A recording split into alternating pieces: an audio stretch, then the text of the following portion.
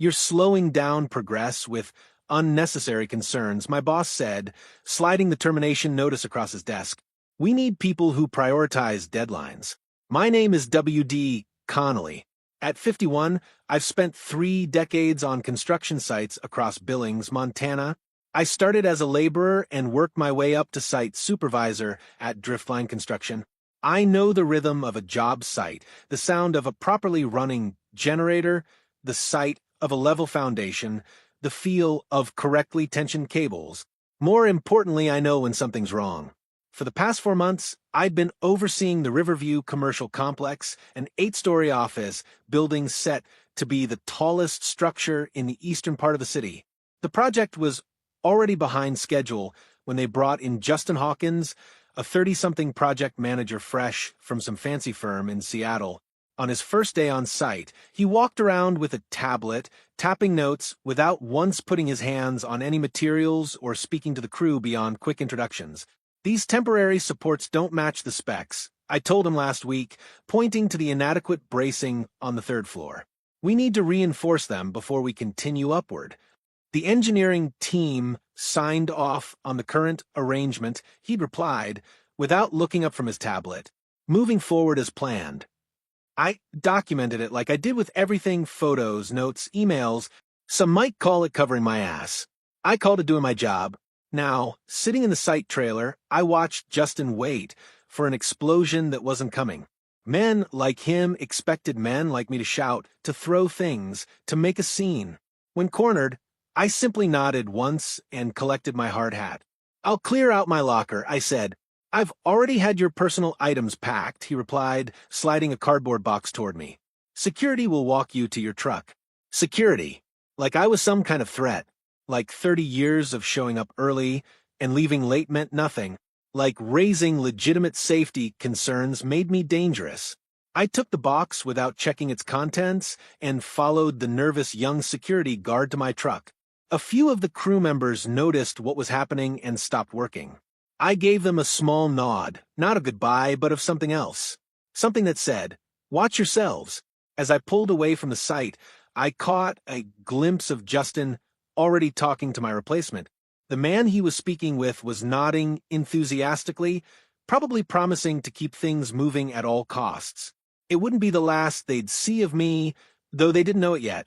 I'd spent my working life building things that lasted my father. He was a carpenter who taught me that shortcuts create weaknesses, and weaknesses eventually fail. Do it right the first time, he'd say, even if nobody but you knows the difference. That philosophy earned me respect from crews and contractors alike. It also cost me opportunities with companies that prize speed over quality.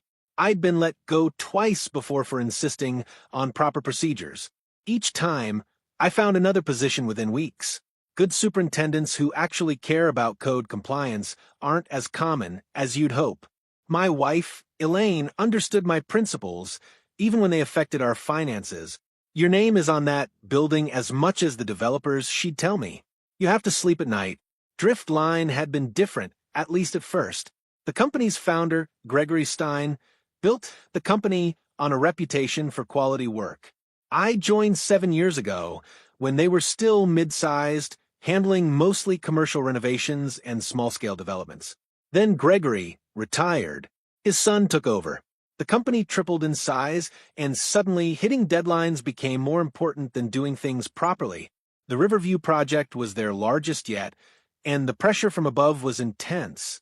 The first sign of trouble came when they replaced our original project manager, Hank Willis, a seasoned professional I'd worked with for years, with Justin Hawkins. They're bringing in new blood. Hank had warned me during his last week. These young guys from the big firms, they're all about the bottom line. Be careful, Wade. I'd nodded, not realizing how right he would be. During Justin's first month, small corners were cut. Safety meetings were shortened from 15 minutes to 5. Material inspections became cursory. Documentation requirements were relaxed. When I pushed back, I was labeled old school and resistant to change. I started keeping a separate log of all the deviations from code and best practices, digital photos stored in the cloud, Copies of emails sent from my personal account, voice recordings of conversations where Montana law allowed it. The breaking point came when I discovered they'd substituted lower-grade structural bolts on the 4th and 5th floors, different from what the plans called for. The difference wouldn't be visible to an inspector without close examination, but in an earthquake or severe wind event, it could mean catastrophic failure. "We need to replace these," I told Justin, showing him the comparison. He glanced at the bolts in my palm and said, "The supplier assured me they're within acceptable parameters. We're not delaying the steel team for this."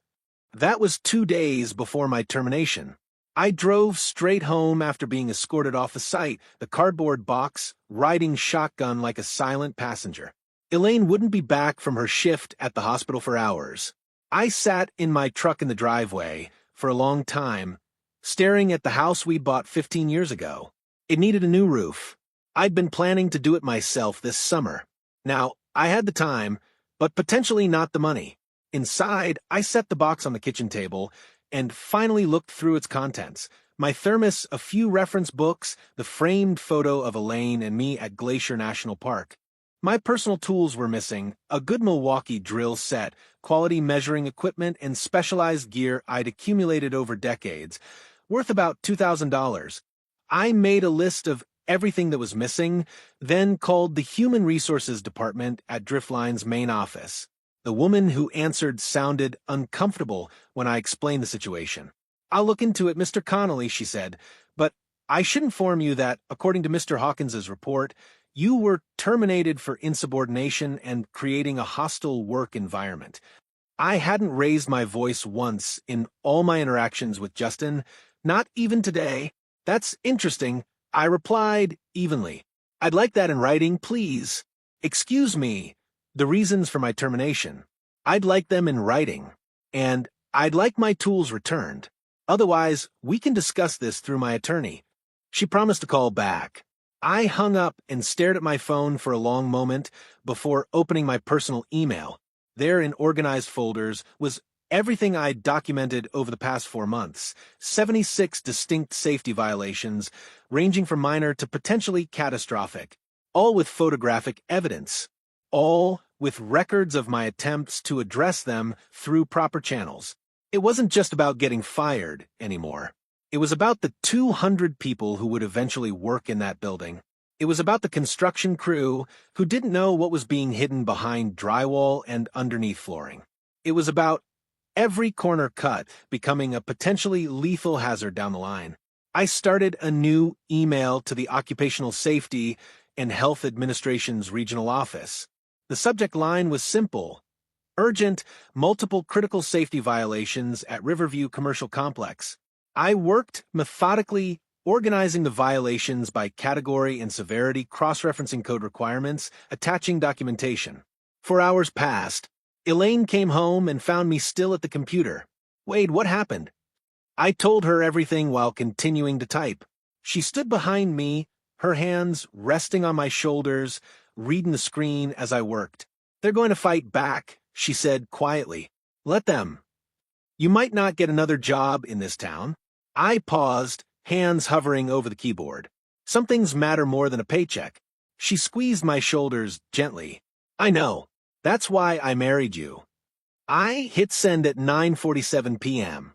Then I started another email to the state building inspector's office. The call from Justin came at 7:30 the next morning.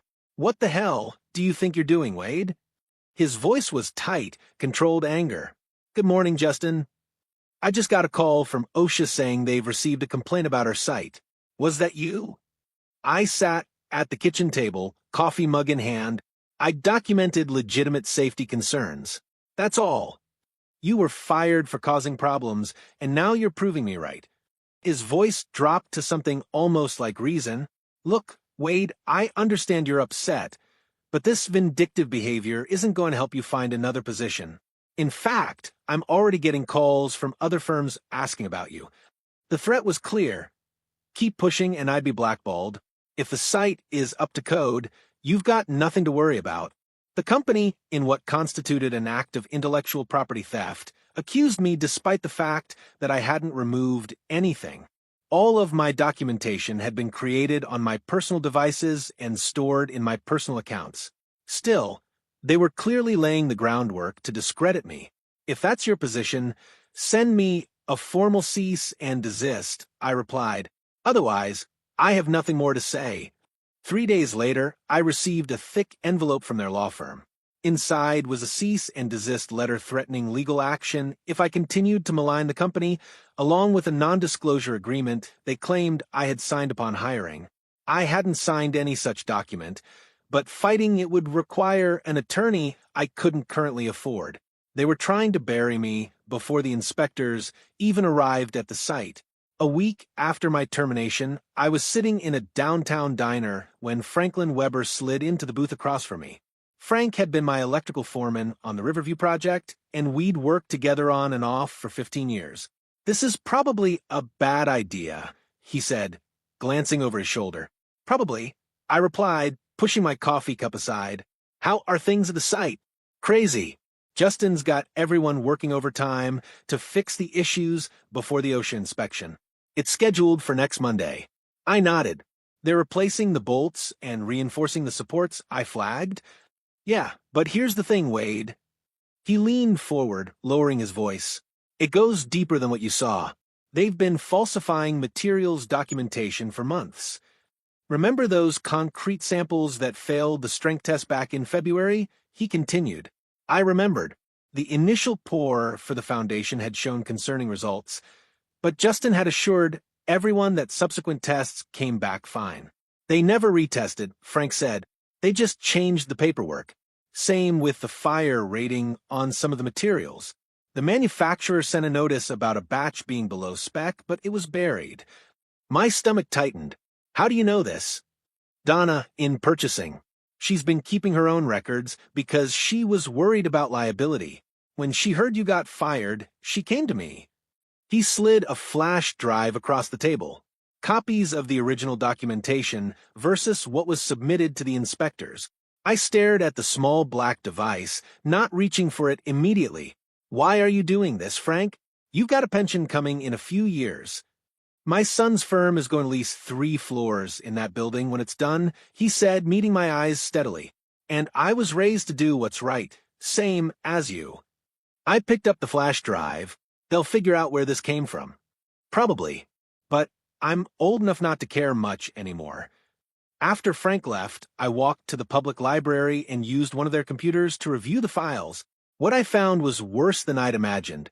The documentation showed systematic fraud, not just shortcuts and oversights, but deliberate falsification of safety testing and material quality. This wasn't just about Justin Hawkins. It went up to the corporate level, involving purchasing directors and project executives. The Riverview project had been bid too low. To win the contract, they had cut corners, and now they were making up the difference by using substandard materials.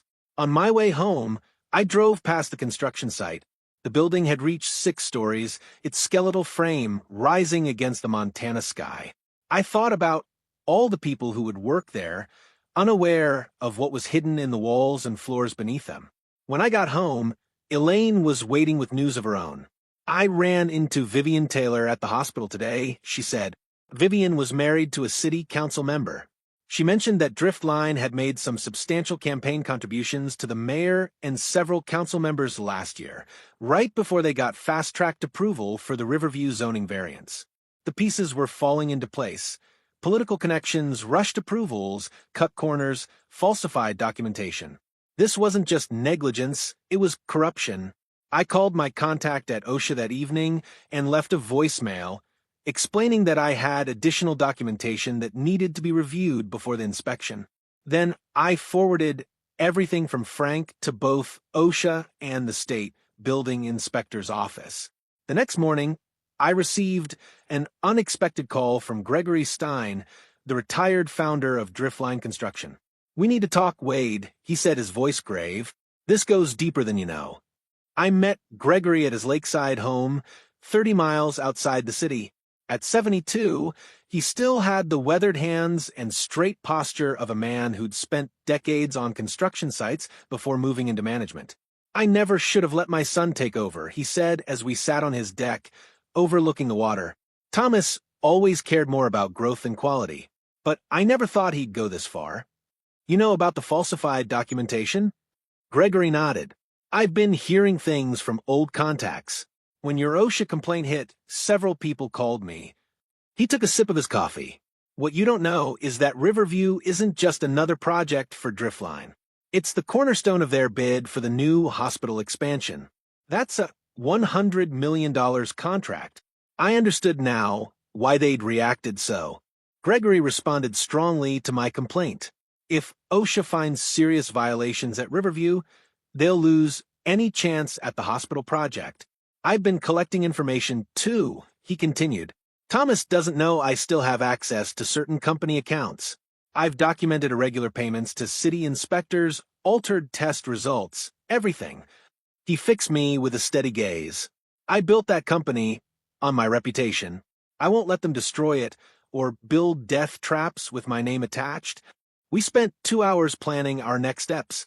Gregory would approach the board of directors with his evidence, forcing internal action.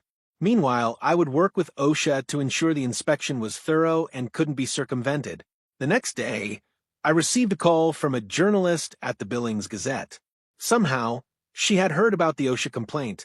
I'm working on a story about construction safety oversight, she explained. Your name came up as someone with concerns about the Riverview project. I was careful with my words. I can confirm that I reported safety issues through proper channels. Beyond that, I can't comment on an ongoing investigation.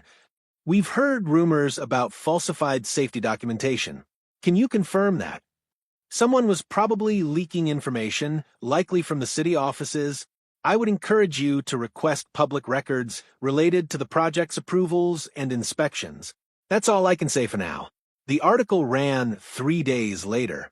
It didn't name me directly, but mentioned serious allegations from a former site supervisor regarding structural integrity and documentation practices. By that afternoon, the mayor's office had issued a statement expressing full confidence in the city's building inspection process and promising transparent cooperation with regulatory authorities. The next morning, I got a text from Frank. OSHA here now. Not scheduled. Multiple inspectors. I smiled. The article had accelerated things. 2 hours later, Gregory called. The board has called an emergency meeting for tomorrow. I'm presenting everything. How's Thomas taking it? I asked. He doesn't know yet. He's at the site, dealing with the OSHA situation. Everything was coming together faster than we'd anticipated. That evening, a courier delivered an envelope to my house. Inside was a formal offer of employment from Bridgewell Contracting, a respected firm based in Bozeman with a satellite office in Billings. The owner was an old friend of Gregory's, though the letter didn't mention that connection. Just before midnight, my phone buzzed with a text from Frank. Jay, terminated effective immediately. Corporate team on site, taking over project management. I had the Bridgewell Contracting logo now, and my title was Senior Project Manager. The concrete beneath my boots had been poured according to exact specifications, with proper testing and documentation. Every step of the process had been methodical, verified, and done right the first time. The Riverview building had been taken down to its foundation and was being rebuilt by a coalition of local construction firms under intense regulatory scrutiny. Driftline Construction no longer existed. The company had dissolved after criminal indictments and civil lawsuits made it impossible to continue operations. Thomas Stein had taken a plea deal in exchange for testimony against other executives and the city officials who had looked the other way. Gregory had sold his retirement home to help establish a fund for construction workers who had lost jobs in the aftermath. Not everyone had supported my actions. Some in the industry still viewed me as the man who brought down a major company and cost people their livelihoods. Others quietly thanked me for standing up for standards that protected everyone. Frank Waber was my electrical superintendent now. Donna from purchasing had joined Bridgewell, too. We brought over several good people who shared our commitment to doing things properly. Elaine and I had finished putting the new roof on our house ourselves, working evenings and weekends. The physical labor had been therapeutic after months of legal meetings and depositions. Ready for the inspection?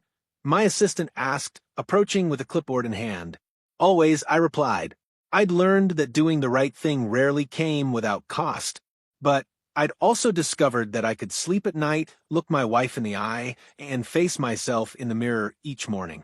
Some victories are measured not in what you gain, but in what you refuse to lose.